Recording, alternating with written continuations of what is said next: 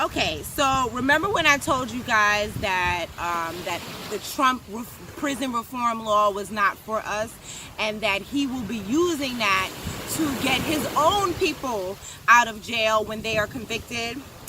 Check out how quick things come about. Bernie Madoff's secretary wants to use new Trump law to get out of jail early. One of the 5 employees of Bernie Madoff, convicted in a $20 billion Ponzi scheme, is seeking early release from prison based in part on the new criminal justice reform law signed last week by President Trump. Annette, I'm not even going to try to say her last name, who was Madoff's longtime secretary, has been in prison since February 2015 and asked the judge to order her release no later than March 2019. More than a year before her scheduled release date. In a letter to the U.S. District Judge Laura Taylor Swain, defense attorney cited that the First Step Act that they contend makes Annette, 70 years old, eligible for home confinement since she is at advanced age and has served 2/3 of her sentence. The new statute permits her to make a direct application to the court for this relief, and Annette respectfully makes the application, her defense attorney said. She remains an old-fashioned, family-oriented person who would greatly benefit from the release to home confinement that the First Step Act provides, he wrote. So she's an old-fashioned thief. They trying to make her seem cleaner than she is. She's an old-fashioned thief who thought she wouldn't get caught. The First Step Act, which was passed with bipartisan support and signed into law by Trump on December 21st, offers a number of sentencing reforms as well as an expanding job training programs. Annette was convicted in 2014 after a 6-month-long trial, which she insisted she did not know her boss was running what is widely seen as the biggest Ponzi scheme in American history. She ain't know. Madoff, who is now 80, is serving a 150-year sentence following a conviction on fraud that was exposed a decade ago. All right. I'm not even going to read no more, okay? I told y'all that this was not for us. Ultimately, prison reform, the person that makes a decision on who lets you out of prison early or who lets you go to a prison closer to your family is the judge and then the Bureau of Prisons. So if it's and the Bureau of Prisons is also under the district attorney. If they are under the district attorney, that Jeff Sessions replacement. So who is going to let our people out? Nobody. They tricked black people. We have to stop taking breadcrumbs and think that they're giving us something. This is nothing. Just like it's nothing that they finally passed the law stating that it is a federal crime to lynch somebody, okay? It's against the law to kill somebody. So why do we need a special law to say that, oh, you can't lynch somebody? That's BS. Once again, they're giving us breadcrumbs and telling us they're giving us something. We have to stop taking these symbols that they give us and think that we're getting somewhere, because we're not. It's nothing. Okay, because ultimately, if the judge has to okay whether it's a hate crime, or the judge has to okay whether it's considered a lynching, okay, because how many of these lynchings are they even calling lynchings? They said the boy down in St. Louis killed himself. They said he killed him. He hung himself. So how are you going to convict somebody on a lynching statute if you're not even calling it a lynching to begin with? Come on, people. This is BS. I'm done.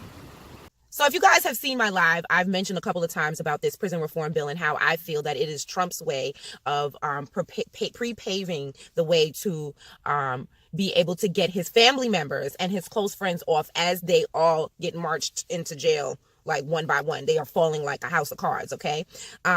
So I'm going to explain to you, this is going to be a long one. Please just follow me. Trust me. I don't make it long unless I have to. Okay. So I'm going to take you through what this bill entails and the things that stood out to me. Okay. So I'm going to be reading from congress.gov, and I'm also going to be reading from civilrights.org. Okay. And when I read, you're going to hear me say the Bureau of Prisons very often. Okay.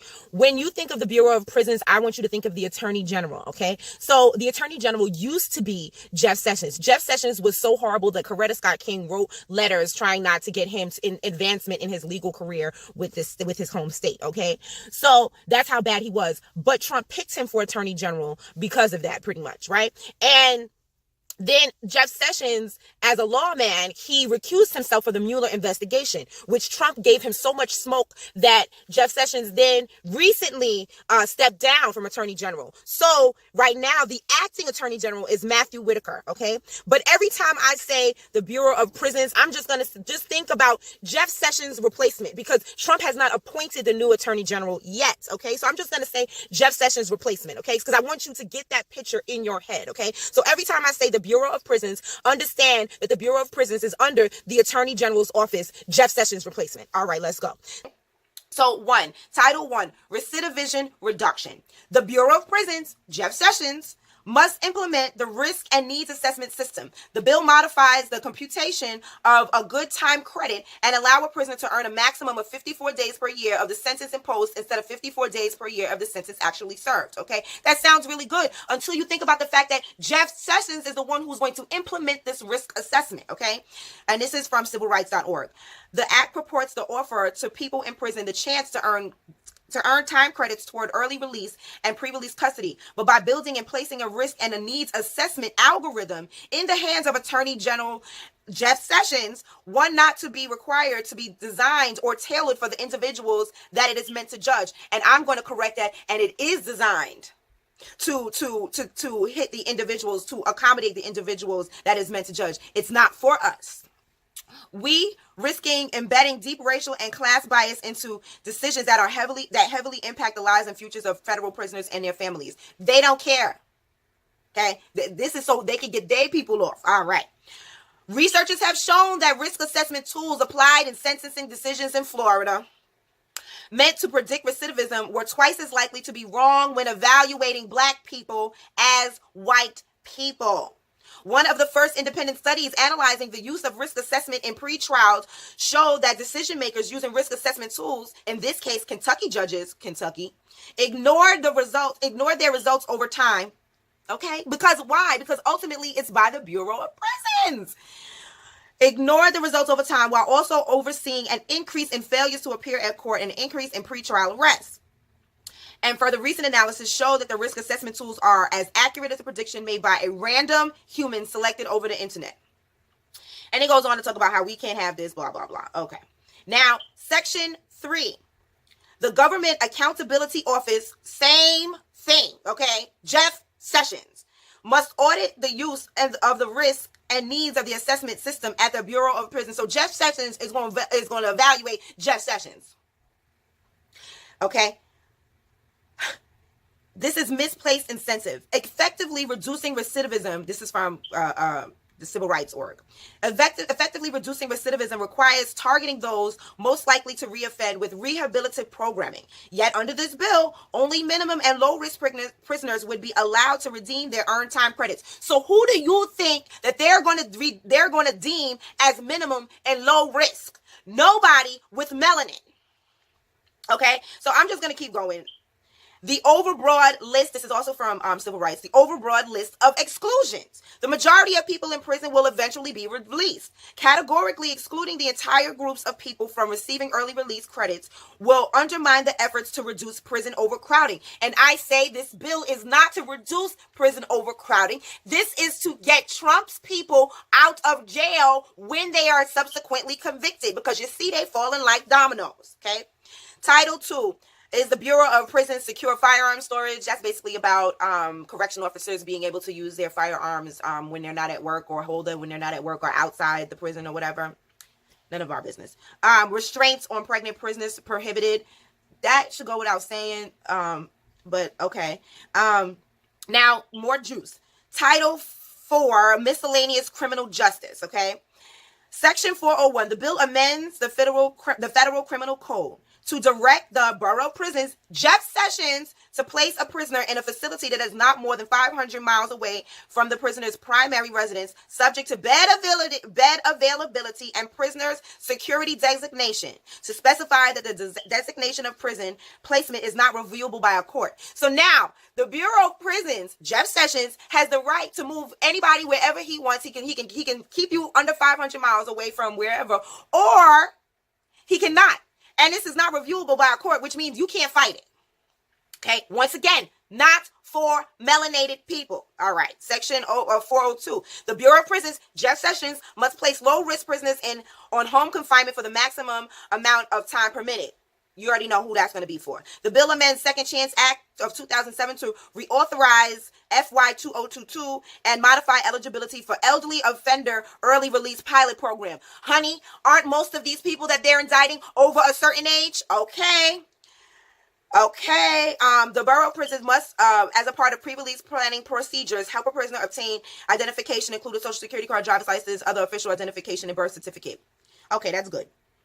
405, the bill authorized federal prison industries to sell products to new markets as the District of Columbia government and non-profit organizations. Okay, so now we're going to go to civilrights.org. Allows for the privatization of certain public functions and allows private entities to profit from incarceration. The bill retains provision that in order to expand programming and productive activities, the Attorney General, Jeff Sessions, shall develop policies for each of the wardens, each of the Bureau of Prison facilities to enter into partnerships with private entities and industry-sponsored organizations. Section 04, the Bureau of Prison must incorporate specialized and comprehensive de-escalation procedures into its training programs. We already see how that's working out with the police. The Bureau of Prison must report on its capacity to treat heroin and opioid abuse through the evidence-based programs, including medication-assisted treatment. We already know who that's for because they don't try to help us. We are super predators. And when they are, it's a problem. It's a medical condition. Okay, so you don't know who that's for. Okay, because the Bureau of Prisons is also taking care of that too. All right. 408, the Bureau of Prisons must establish pilot programs on youth mentorship and service to abandoned, rescued, or vulnerable animals. What? Why in the... I'm confused about the animal part, okay? But youth mentorship, okay, here's the thing. Allows for privatization of certain... They did not put in there... They've already cut spending, so now they have no money for these programs that they're talking about they want to implement. So that's a catch-22 right there. It sounds good, but it really isn't, okay? They have no way to actually implement this. Probation on pretrial services. Let's see. I'm just going to skip down. Okay? This is civilrights.org. The overbroad discretion provided to Attorney General Jeff Sessions. The bill gives broad authority to the Attorney General and would rely on implementation by this administration. Despite assurances to the contrary, this administration has failed to take any steps to improve the criminal justice system, blah, blah, blah. Omission of sentencing reform. Sentencing reform and both prison reform are important, but one will not work without the other. Meaningful reform requires both, okay? So, basically, what I'm trying to tell you guys is this is just a bunch of smoke and mirrors. They make it sound like there's something that's going to help, our family members that are locked up. But in actuality, when you dig into this, I really believe that this is only being implemented and thoughts of being implemented and being brought forth as bills and laws to be changed just so they could get the people that are about to be indicted off. This is not for melanated people. And that's the end because it's getting long.